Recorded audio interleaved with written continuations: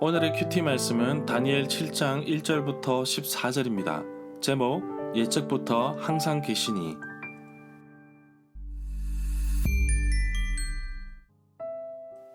먼저 앞뒤 문맥을 살펴보겠습니다. 기독교에서 다니엘은 선지서에 속합니다. 그러나 히브리 성경에서 다니엘은 역사서에 속합니다. 다니엘 1장부터 6장까지 역사적인 부분을 더 집중했기에 역사서로 분류하지만 오늘 7장부터는 묵시에 접어드는데 이 부분을 더 집중하면 선지서로 볼 수 있습니다. 비록 환상을 기록하고 있지만 그 날짜를 자세하게 기록하고 있는 것이 특징입니다. 벨사살 왕 원년에 다니엘은 환상을 보았습니다. 하늘에 네 바람이 큰 바다로 몰려 불었습니다. 큰 짐승 넷이 바다에서 나왔는데 그 모양이 각각 달랐습니다. 첫째는 사자 같은데 독수리의 날개가 있었습니다. 둘째는 곰 같은데 입에 이 사이에 새 갈빗대가 물려 있었습니다. 셋째는 표범과 같아 보이고 등에 새 날개 넷이 있었고 머리도 넷이며 권세를 받았습니다. 넷째는 10뿔을 가진 짐승, 작은 뿔에 사람의 눈 같은 눈이 있었습니다. 왕자의 예적부터 항상 계시니가 좌정하셨습니다. 모습은 옷이 눈과 같이 희고 머리털은 양의 털 같고 보좌는 불꽃, 바퀴는 타오르는 불입니다. 심판을 베푸시는데 책들이 펴져 있었습니다. 13절의 환상 중에 보니 인자 같은 이가 하늘 구름을 타고 와서 예적부터 항상 계신 이에게 나아가 그 앞으로 와서 예적부터 항상 계신 이가 계셨습니다. 문단을 나눠보겠습니다. 1절부터 8절은 커다란 짐승 4마리에 대한 꿈, 9절부터 14절은 영원 전부터 살아계신 하나님. 1절부터 8절에 보면 네 짐승의 환상이 나오는데 첫 번째 환상에서 다니엘은 네 짐승이 바다에서 올라오는 것을 보게 됩니다. 네 번째 짐승에게는 사람의 얼굴에 10뿔과 작은 뿔이 하나도 달려 있었습니다. 1절에서 말하는 원년은 벨사살 왕이 그의 아버지 나보니두스를 대신하여 다스렸던 BC 554년으로 보고 있습니다. 다니엘 7장과 8장에 기록된 사건들은 5장에 기록된 사건 이전에 일어난 것으로 봅니다. 4절에 보면 첫 번째 짐승은 사자처럼 보였으나 독수리의 날개가 달려있고 그 날개가 찢겨 나갔습니다. 그 짐승은 몸을 세우더니 사람처럼 두 발로 섰습니다.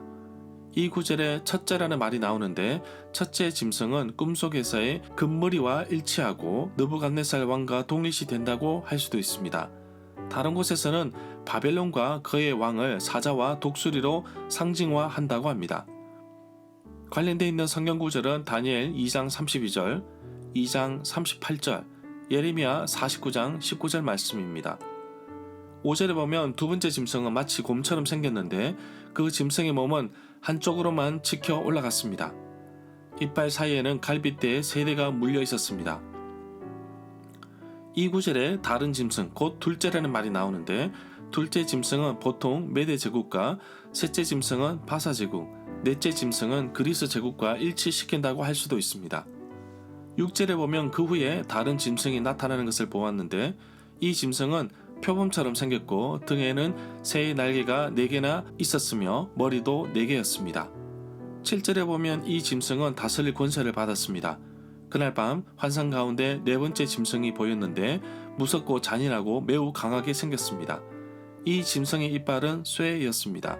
이 짐승은 전에 본 다른 짐승과 달랐고 10개의 뿔이나 있었습니다. 8절에 보면 다니엘은 환상 가운데 그 뿔들을 가만히 살펴보고 있는데 다른 뿔 하나가 이 뿔들 사이에서 나왔습니다. 그 뿔은 사람의 눈 같은 것이 달려 있었고 또 입도 있어서 큰 소리로 떠들어댔습니다. 이 작은 뿔이 다른 뿔 3개를 뽑아버렸습니다. 8절에 작은 뿔이라는 말이 나오는데 BC 175년부터 164년 아람을 다스렸던 왕인 안티오쿠스 4세 에피파네스로 볼 수도 있습니다. BC 167년에 안티오쿠스 4세 에피파네스는 예루살렘에 정복하고 그곳에 살던 남자들을 대부분 죽이고 여인들과 아이들을 자기 종으로 삼았다고 합니다. 에피파네스는 또 유다인들의 신앙을 없애려고 할례를 금지했고 이방 신에게 드리는 제물을 성전 제단에 바침으로써 부정하게 만들었습니다. 이로 인해 마카비 혁명으로 알려진 유다인의 반란이 일어났다고도 합니다. 결국 유다인들은 자유를 되찾았다고 봅니다. 9절부터 14절에 보면 옛적부터 항상 계신 자라는 말이 나오는데 이 환상은 하나님께서 하늘 보좌에 앉아 계시고 모든 사람들을 심판할 준비가 되어 있다는 내용을 갖고 있습니다. 사람같이 생긴 이가 하나님 앞에 나오자 하나님은 그에게 모든 사람을 다스릴 최고의 권세를 주신다고 봅니다. 하나님께서 보좌에 앉아 계신 모습에 관한 상세한 내용은 요한계시록 20장 4절에서도 볼 수 있습니다. 우주적 심판 장면도 요한계시록 5장 11절, 20장 12절에서 볼 수 있습니다. 책들에 대해서는 각 사람의 행위가 낱낱이 기록되어 있다고 봅니다. 관련이 있는 성경 구절을 참고하시면 되겠습니다. 절마다 상세한 설명과 구절에서 그리고 핵심 내용과 중심 줄거리는 네이버 블로그에 올려져 있습니다. 내게 주시는 교훈입니다. 다니엘이 후반부에 직접 계시받은 환상들을 기록하고 있습니다.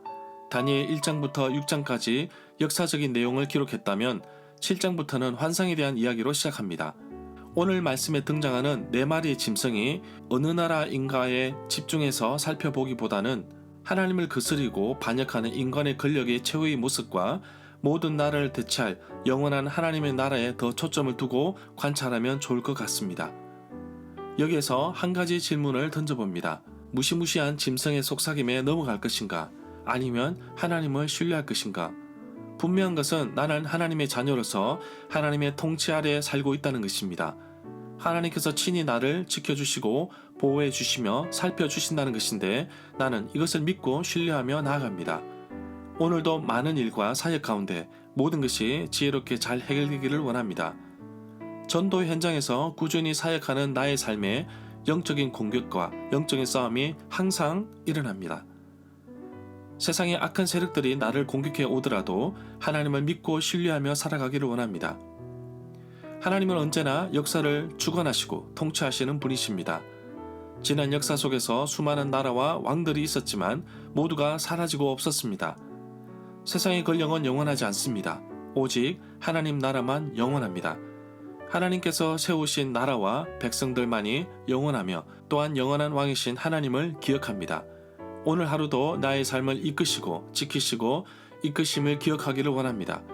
세상의 방식이 아닌 하나님의 방법으로 세상을 바라보며 살아가는 하루가 되기를 간절히 사모합니다.